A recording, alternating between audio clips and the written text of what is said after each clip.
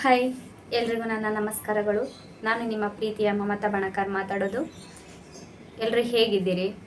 ಆರಾಮಿದ್ದೀರಾ ಅಂತ ಭಾವಿಸ್ತೀನಿ. ಏನಪ್ಪ ಇವತ್ತಿನ ವಿಷಯ ಅಂದ್ರೆ, ಎಲ್ಲರೂ ಬೆಳಗ್ಗೆಯಿಂದ ಸಂಜೆವರೆಗೂ ಏನು ಮಾಡಿರ್ತಾರೋ ಅದನ್ನು ಮಿನಿ ಲಾಗ್ ಮಾಡಿ ಹಾಕಾಕತ್ಯಾರ.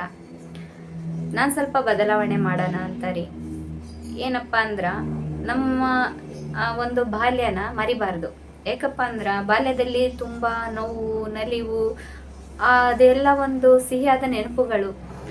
ಎಲ್ಲರೂ ಜೀವನದಲ್ಲಿ ಅದು ಮರೆಯಲಾಗದಂಥ ನೆನಪಿರುತ್ತೆ. ಇವಾಗೆಲ್ಲರೂ ಬಾಲ್ಯ ನೆಂದು ಕಣ್ಣೀರು ಹಾಕ್ತಿದಾರ. ಯಾಕಂದ್ರೆ ಇವಾಗಿನ ವಾತಾವರಣ ಹಂಗೈತಿ. ಇವಾಗ ಹಿಂದ್ ವರ್ಷ ಇದ್ದಂಗೆ ಈ ವರ್ಷ ಇಲ್ಲ ರೀ.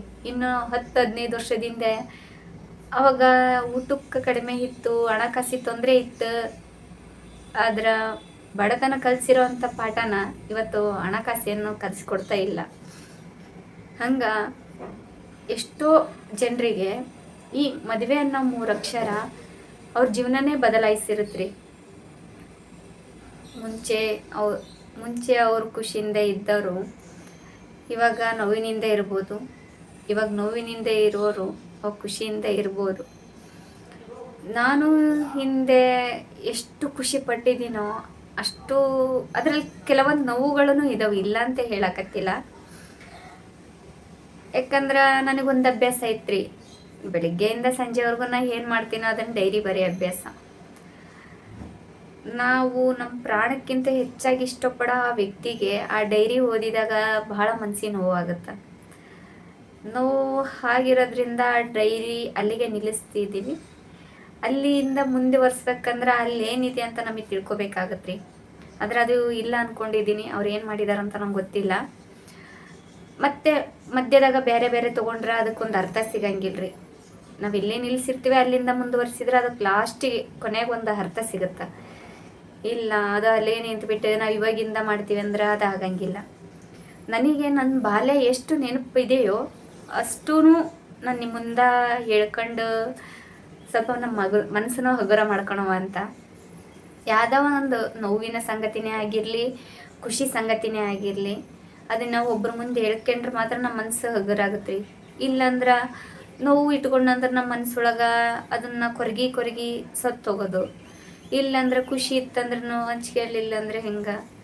ಅದಕ್ಕೋಸ್ಕರ ಆಗಲಿ, ಖುಷಿನಾಗಲಿ ನೋವನೇ ಆಗಲಿ, ಯಾರ ಮುಂದೆನಾರಾಗಲಿ ಹೇಳ್ಕೊಂಡ್ರೆ ಸ್ವಲ್ಪ ನಮ್ಮ ಮನಸ್ಸು ಹಗುರಾಗುತ್ತೆ.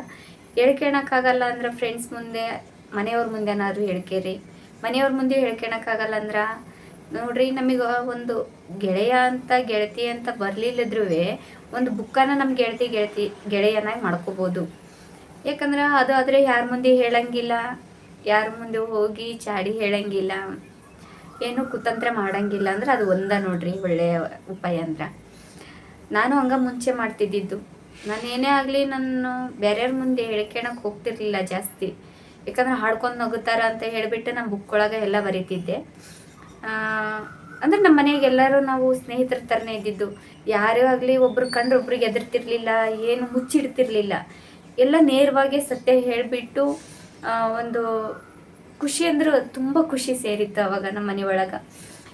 ಅಂಥ ವಾತಾವರಣ. ಅದಕ್ಕೋಸ್ಕರ ಅದನ್ನು ಮರಿಬಾರ್ದು. ಆ ವ್ಯಕ್ತಿನ ನನ್ನ ಜೀವನದಲ್ಲಿ ನನಗೆ ಒಂದೇ ಒಂದು ಕನಸು ಒಂದು ಇದ್ದಿದ್ದಂದ್ರೆ, ನನಗೂ ಒಂದು ಯಾವುದಾದ್ರೂ ವೇದಿಕೆ ಸಿಗಬೇಕು. ನನ್ನ ಮನಸ್ಸಿನಾಗಿರೋ ಆ ವ್ಯಕ್ತಿ ಅಂದರೆ, ಎಲ್ಲರೂ ಹೆಂಗೆ ಮಕ್ಕಳು ಸಾಧನೆ ಮಾಡಿದಾಗ ತಂದೆ ತಾಯಿನ ಸ್ಟೇಜ್ ಮೇಲೆ ಕರೆಸ್ತಾರೋ ಹಂಗೆ ನಮಗೆ ತಂದೆ ತಾಯಿ ಅಂತ ಇದಾರ್ರಿ, ಆದ್ರೆ ಇಲ್ದಂಗೆ ಅದಾರ. ಅದಕ್ಕೆ ನಮ್ಮ ಮಾಮ ಭಾಳ ಕಷ್ಟಪಟ್ಟು ಒಂದು ಮಟ್ಟಕ್ಕೆ ತಂದಿದ್ದು ನಮ್ಮನ್ನು. ಆ ವ್ಯಕ್ತಿ 4 ಮಂದಿ ತೋರಿಸ್ಬೇಕನ್ನೋದು ಭಾಳ ಆಸೆ ಇತ್ತು ರೀ ನನಗೆ. ಆದರೆ ಏನು ಮಾಡೋದು, ನಾವೊಂದು ಅಂದ್ಕೊಂಡ್ರೆ ಆ ದೇವರ ಒಂದು ಮಾಡಿಬಿಡ್ತಾನ. ಮನ್ಸಿಗೆ ಭಾಳ ಬೇಜಾರಿರುತ್ತೆ. ಯಾಕಂದ್ರೆ ಕೆಲವೊಂದು ಹಂಗೆ ಮನಸ್ಸಿಗೆ ಭಾಳ ನೋವಾಗವಿರ್ತವೆ. ನಾವು ಅಂದ್ಕೊಂಡಾಗ ಏನೂ ಆಗಂಗಿಲ್ಲ ರೀ. ಎಲ್ಲ ಅವನ್ನ ಆಡಿಸ್ದಂಗೆ ನಾವು ಆಡಬೇಕಾಗತ್ತೆ.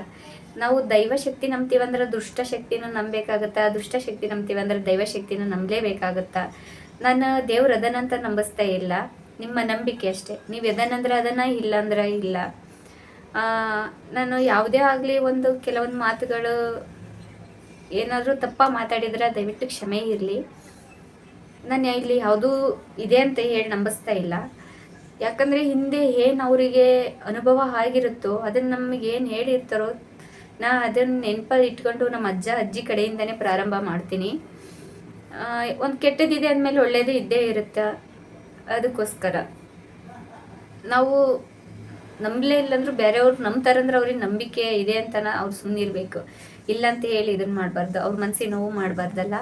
ಅದಕ್ಕೋಸ್ಕರ ಎಲ್ಲರೂ ಕೇಳ್ತೀರಾ ನಿಮ್ದು ಯಾವ ಊರು ಏನು ಅಂತ. ಸೊ ನನ್ನ ಬಗ್ಗೆನೇ ಹೇಳ್ತಾ ಹೋಗ್ತೀನಿ ರೀ. ನಂದು ಹಿಂದಿನ ಜೀವನದಿಂದನೇ ಇಲ್ಲಿವರೆಗೂ ನನ್ನ ಬಗ್ಗೆ ಏನೇ ಇದ್ರೂ ತಿಳ್ಕೊಬೇಕನ್ನೋರು ನನ್ನ ಚಾನಲಿಗೆ ಸಪೋರ್ಟ್ ಮಾಡಿ ಸಬ್ಸ್ಕ್ರೈಬ್ ಮಾಡ್ಕೊಳ್ರಿ ಅಂತ ಕೇಳ್ಕೊಳ್ತಾ ಮುಂದಿನ ವಿಡಿಯೋದಾಗ ಮತ್ತೆ ಸಿಗಣ್ರಿ. ಎಲ್ರಿಗೂ ನನ್ನ ಜೀವನ ತಿಳ್ಕೊಬೇಕನ್ನೋರು ಪ್ಲೀಸ್ ಸಪೋರ್ಟ್ ಮಾಡಿ. Thank you. ಎಲ್ರಿಗೂ ಧನ್ಯವಾದಗಳು.